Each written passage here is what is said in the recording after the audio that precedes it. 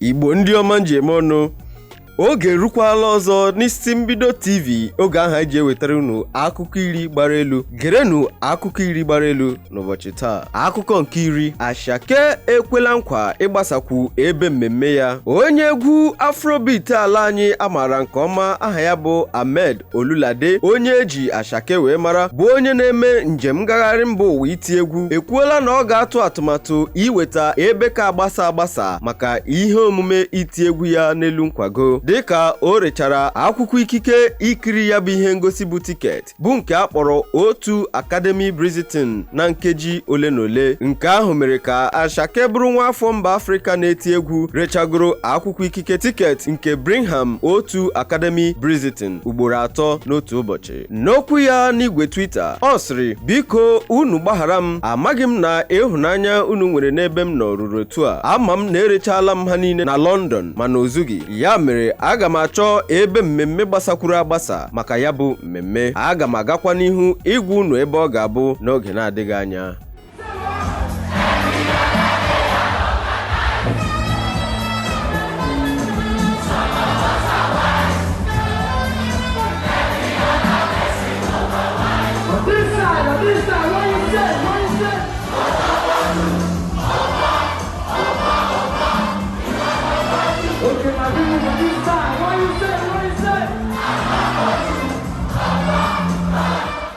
Akụkọ nke itoolu, onye ntecha Hakim Effect akọwala ka mmiri si baa opi ụgbọgọrọ n'ihe onyonyo Anikulakpo. Mgbe ihe onyonyo ọhụrụ ahụ nke Kunle Afolayo mepụtara akpọrọ Anikulakpo, ka ndị niile lere ya na-akatọ ebe ahụ egosiri ihe mmekọ nwoke na nwaanyị nke Bimbo Ademoya nakwa Kunle Remi mere. Ụfọdụ na-ekwu na ya bụ ihe ekwesịghị ekwesị n'ihi na egosibigara ya oke. Onye hụrụ maka ihe ntecha bụ makeup artist aha ya bụ Hakim Effect apụtala wee kwuo ka ya bụ mmiri si wee baa opi ụgbọgọrọ. N'ozi ya nke ọ gbasara n'igwe Facebook, ọ sịrị, o were mụ na ndị otu ọrụ m ọtụtụ awa ime nke a. Aka ọrụ anyị bụ ime ka uche gị na-awasa. Akụkọ nke asatọ, Meek Mill abịakwutela Davido maka itikọ egwu ọnụ. Onye na-akụ egwu rap si mba Amerịka aha ya bụ Meek Mill agaala n'igwe mkparịta ụka Twitter wee kpọkuo onye na-akụ egwu Afrobeat ala anya mara nke ọma aha ya bụ Davido ka ha abụọ jikọọ aka ọnụ ma kụpụta egwu ọhụrụ. N'okwu ya n'igwe Twitter, ọ sịrị, ana m enweta ọtụtụ oku site na mba Afrịka ka anyị kpapụta ihe a ka o sie Davido. Anyị kwesịrị ịrụkọ mana oge ọbụla ọ naghị adịcha mfe. Na nzaghachi, Davido sịrị, unu gwa ya ka ọ kpọọ m, ọ bụ eziokwu na oge adịghị mana anyị ga-enwe ndidi ime ka ya bụ ihe otu ihe.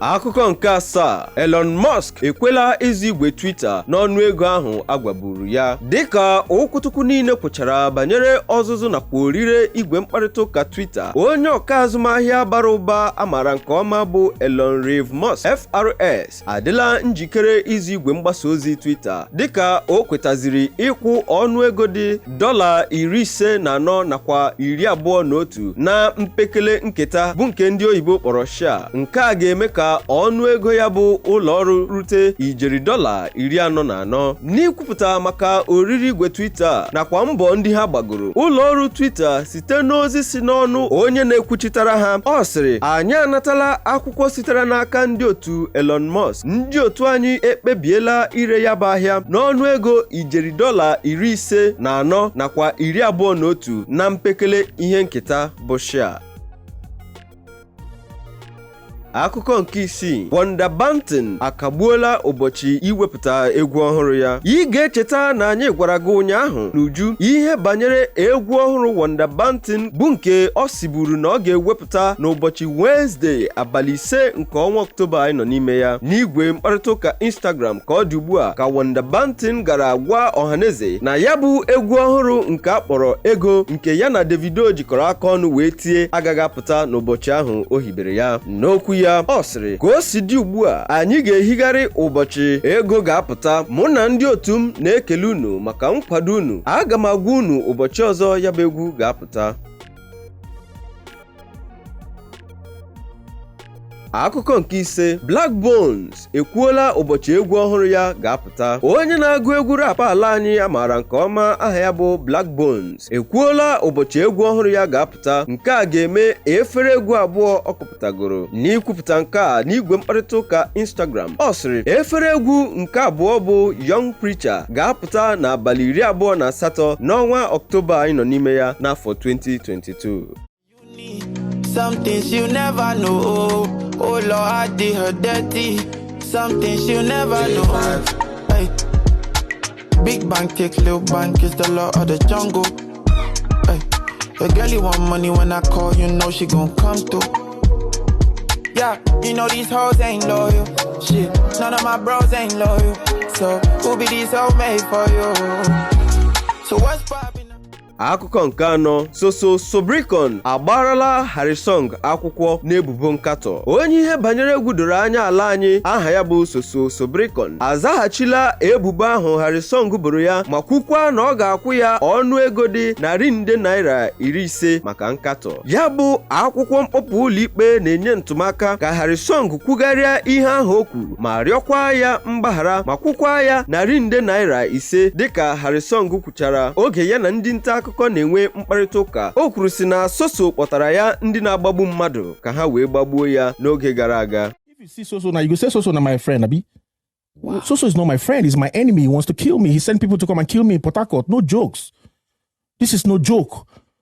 Ask my team. Ask everyone. Wait. I'm sorry. You know we are dropping names right now. Do you have evidence of this? I have because evidence. Dropping names is actually I have evidence. Exactly. I have videos. I have pictures. Because dropping names. No joke. This is no joke. You will say he's my friend. He's not my friend.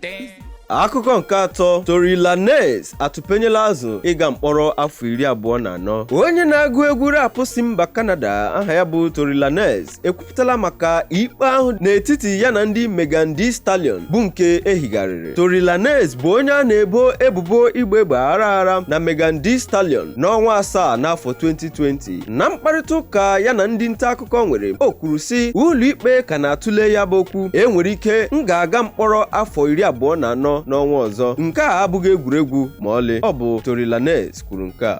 Facing 24 years. You don't seem too stressed, man. Like, I'm facing 24 years. I make this shit beautiful, don't I? But guys, I am actively facing 24 years next month. Wow. Like, this is not no play situation. I'm not about to.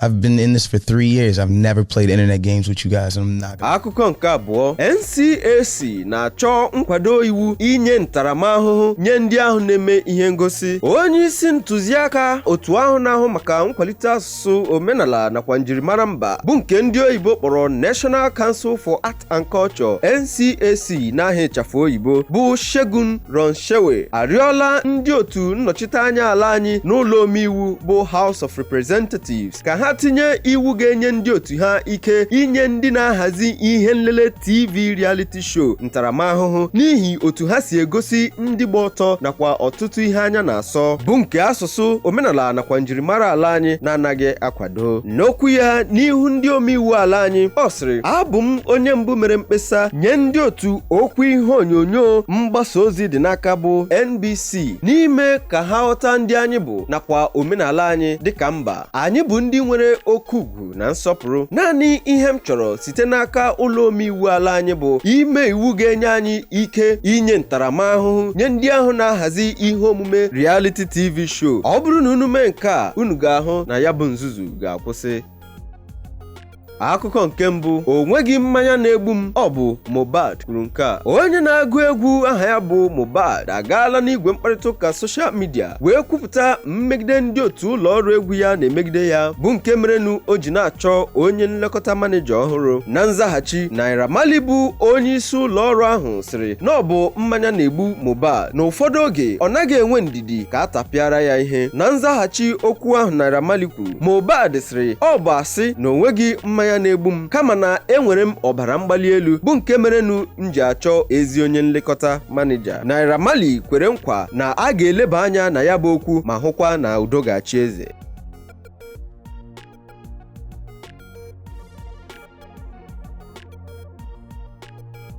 ọhaneze ikwunibe ndị ọma njem ọnụ ọ bụ otu a ka ọha anyị n'ọnụ n'akụkọ iri gbara elu nke taa bụ nke bịara gị site na isi mbido TV. Enwe m sị gị imeela maka ige ntị, gaa n'ihu na-esonyere anyị n'isi mbido TV. Ndewo.